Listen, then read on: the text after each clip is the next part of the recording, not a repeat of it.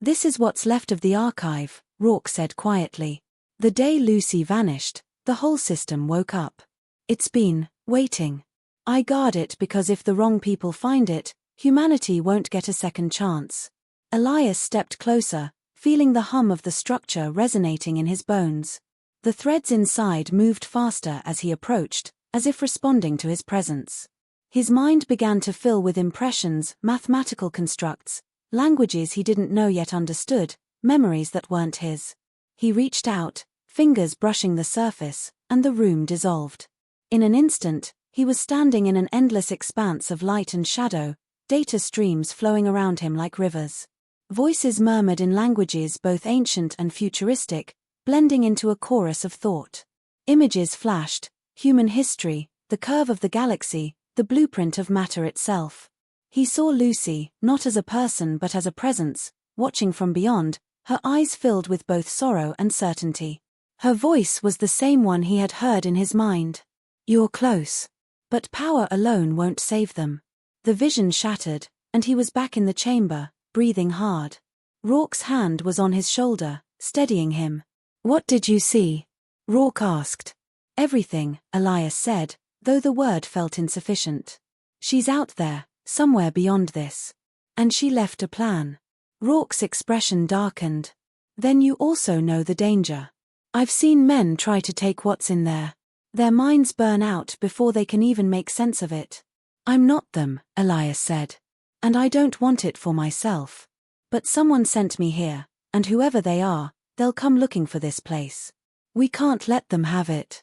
Rourke regarded him in silence, then gave a short nod. "If you're serious about that, you'd better be ready to fight. The ones who want this don't care how many lives they ruin to get it." Snow churned under heavy boots as Elias followed Rourke up the narrow passage toward the hatch. The chamber's glow still clung to his senses, a phantom pulse that seemed to beat in rhythm with his own heart. Overhead, the muffled thrum of engines grew clearer, shifting into the sharper whine of descending craft. Rourke's movements were quick but controlled, his rifle held at the ready, his gaze scanning every shadow as if each one might conceal an enemy. The hatch opened to a world transformed by threat. Sleek black drones skimmed low over the snow, their sensor arrays sweeping in methodical arcs. Beyond them, a transport ship hovered with the poise of a predator, its landing gear lowering into the drift. The wind carried the faint metallic taste of ozone, the air charged with the anticipation of conflict. Rourke dropped to one knee behind a ridge, signaling for silence. Elias crouched beside him, watching as a squad of armored soldiers disembarked from the transport, their visors reflecting the pale light. The insignia on their armor was unmistakable, a private corporate security force with deep ties to the very program that had brought him here. "They're here for the archive," Elias whispered. "They don't leave with it," Rourke replied, his tone flat. The first drone swept toward their position.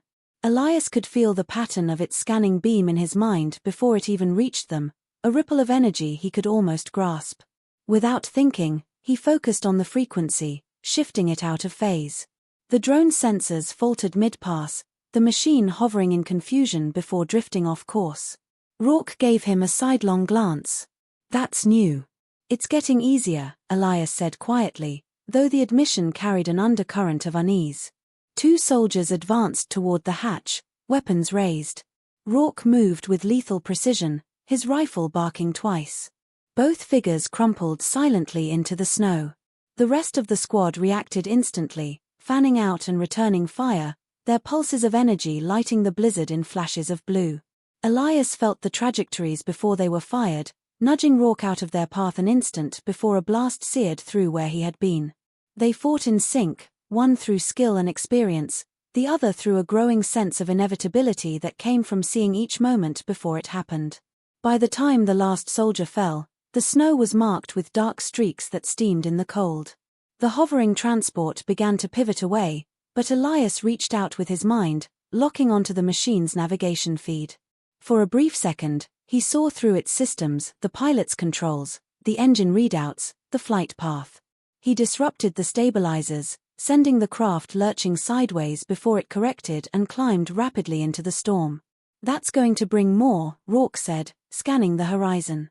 "Then we don't stay," Elias answered. Not here. They sealed the hatch and moved quickly back to the jet. The flight south was tense, each man watching for the inevitable pursuit. Elias's mind hummed with fragments from the archive, pieces of data slotting into place without conscious effort, economic patterns, global security protocols, political fault lines. He could see the outline of the coming conflict, and it extended far beyond a single frozen mountain. Hours later, Geneva rose from the earth, a city of glass and steel ringed by winter fog. The jet landed under diplomatic clearance, arranged through channels Rourke claimed to still have, though Elias suspected the man had simply forced the system to accept them. They were escorted directly to a fortified complex where a small assembly of Global Council members waited, their expressions taut with skepticism. Elias spoke with a clarity that surprised even him, laying out the nature of the archive, the danger of centralized control, and the corporate designs on the technology. He demonstrated fragments of what his mind could now do, predicting the next sentences spoken by the counselors, mapping the real-time shifts in market data on a tablet he had never touched before, identifying incoming encrypted communications before the devices had even signaled them. Half the room regarded him as a potential savior, the other half as a threat too great to allow freedom.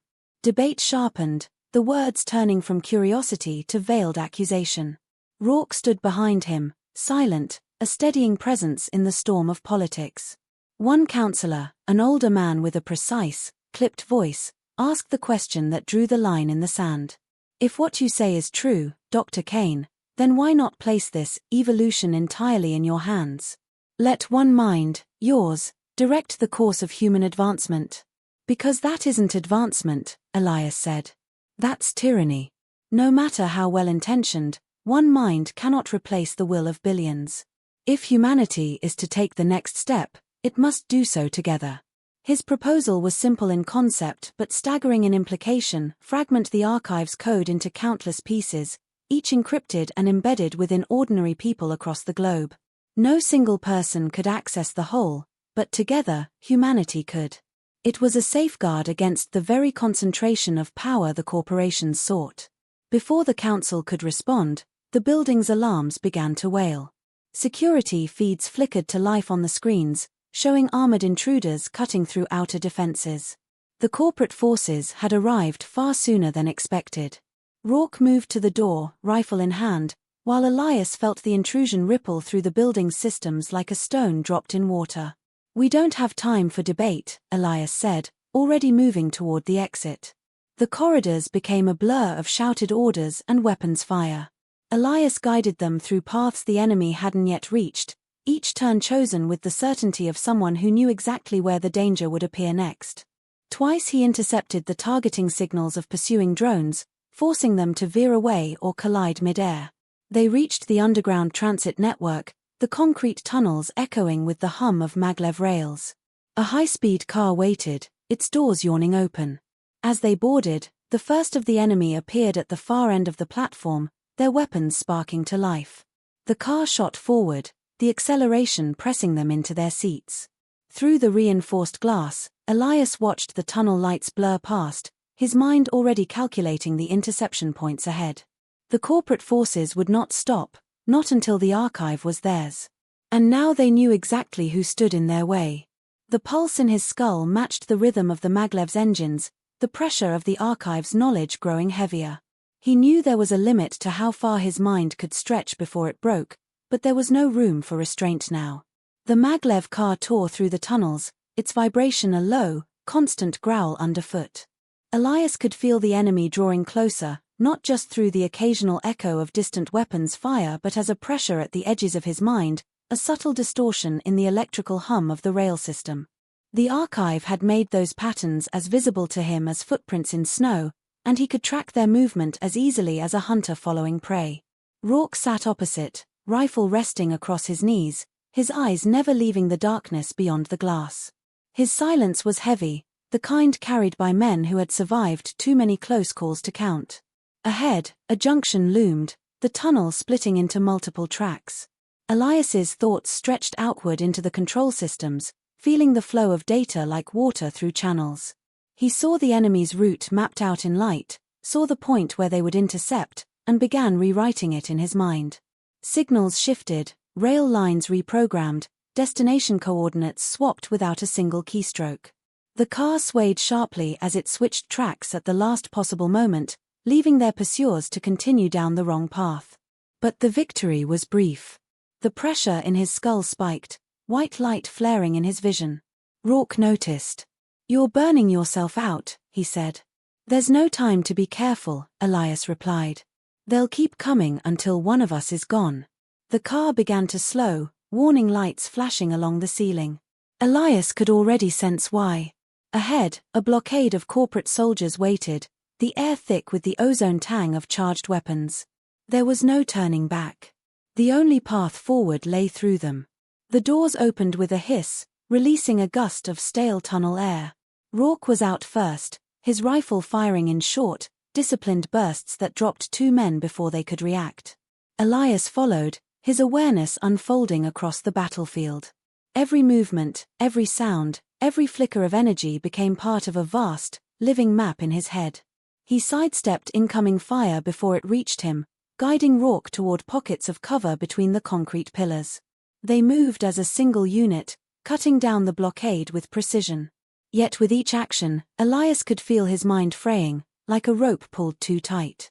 The archive was no longer a whisper in his thoughts, it was a flood, pressing against the limits of what he could contain. When the last soldier fell, the tunnel was quiet again save for the hum of the maglev systems. But that silence held no comfort. Elias could sense more forces converging, their presence radiating through the network like the approach of a storm. "We won't make it to the surface before they box us in," Rourke said. "Then we finish this here," Elias answered. They reached the central control hub for the underground network, a cavernous chamber filled with rails, suspended maintenance platforms, and a tangle of cables that pulsed with the heartbeat of the entire system. Above, a single maglev train, massive, streamlined, its engines idle, waited on the main track. Elias's gaze locked onto it. "We can use that." Rourke followed his line of sight and understood. "You're planning to crash it into them. Not just them. Their entire operation. If we overload the systems and send this straight into their forward base, it'll wipe out their command and their data hub in one strike." Rourke didn't hesitate. "What do you need from me?" "Buy me 3 minutes." The soldier took position at the main entrance while Elias climbed into the train's cockpit. His mind reached into the controls, flooding them with command strings faster than the machine could process. Power surged through the rails, the faint whine of the engines building into a roar. The lights overhead flickered as the system strained against his demands, the entire network bending to his will. The first wave of reinforcements stormed the chamber. Rourke's rifle cracked like thunder, his movements an unbroken flow from one target to the next. Elias could hear the ricochet of rounds off the railings, the sharp reports of return fire, the grunt of effort as Rourke drove them back. The timer in Elias's mind was nearly complete when a blast ripped through the side wall, throwing him against the console. Dazed, he looked up to see a towering figure stepping through the breach armored heavier than the others, visor glowing crimson. The soldier raised a weapon that pulsed with lethal energy, but before he could fire, Rourke was there, tackling him into the rail pit below. The fight between them was brutal, close quarters, each strike reverberating through the metal grating. Elias could feel the moment Rourke was losing ground, the other man's strength and armor giving him the advantage. Without thinking, Elias reached into the soldier's weapon, shorting its circuits in a burst of sparks. Rourke used the opening to drive a final, bone-crushing blow that sent the man sprawling, motionless. Elias's vision swam, the strain of controlling the train and interfering with the soldier's systems pushing him to the edge. But the sequence was ready. With one final push, he released the train. It roared forward, the force shaking the entire chamber, its magnetic drive screaming as it accelerated to a speed no safety protocol would ever allow. Elias could see its path in his mind, the points where it would shatter steel and concrete, the instant it would smash into the enemy's command center and erase their presence from the city in one violent heartbeat. The control systems began to melt under the overload, sparks raining down from the ceiling. Elias staggered back, the world tilting. Rourke caught him before he fell completely, his voice low but steady. "It's done." Elias tried to focus, but the edges of his vision were collapsing into darkness. The archive's flood of information had reached a breaking point, and his mind could no longer hold it without consequence. He felt the weight of every choice he had made pressing in, the knowledge that this strike would cripple the corporation's power but that his own time was nearly over. As the sound of the train's distant impact echoed through the tunnels, Elias met Rourke's gaze. "It has to be for all of them," he said. "Not just one." Rourke's expression was unreadable, but his grip was firm. "Then I'll make sure it stays that way." Elias let go. Not of the mission, but of the burden he had carried since the archive first touched him. In the moments before the darkness claimed him, he saw her, Lucy, standing in the dim light, her eyes filled with the same certainty he had heard in her voice. "Now they're ready," she said. When his body went still, Rourke remained kneeling beside him, the noise of the collapsing tunnels fading into the distance. Above them, the city was changing, the grip of the corporation broken, the future unwritten. And though he had never sought it, Rourke understood that the next steps were his to take, not as a replacement for the man he had lost, but as one of many now carrying the spark forward.